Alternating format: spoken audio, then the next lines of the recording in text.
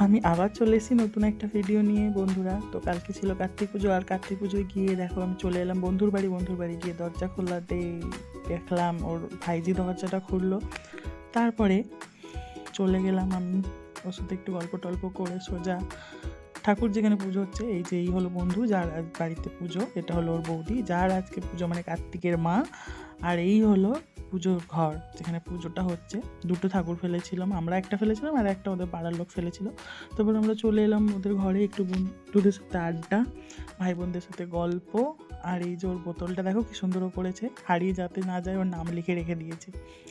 তারপরে আবার ঠাকুর ঘরে এলাম, দেখতাম ঠাকুরগুলো দেখতে, পুজো দেখতে মোটামুটি আমার ভালোই লাগে। তো পুজোগুলো দেখছিলাম একটু। এই যে বৌদি বসে আছে, কার্তিকের মা। আর এই যে প্রসাদগুলো, উফ, ওদের বাড়ির নাড়ুগুলো যা সুন্দর হয়, আমার তো ভীষণ প্রিয়। তারপরে আমি আয়নার সামনে চলে এলাম একটুখানি নিজেকে ক্যাত মারতে, দেখতে যে কেমন লাগছে না লাগছে। জানি কোদালের মতো দেখতে লাগছে আমাকে, ফ্রন্ট ক্যামেরায় তো আরও বাজে দেখতে লাগে। যাই হোক একটু স্টাইল মেরে নিলাম।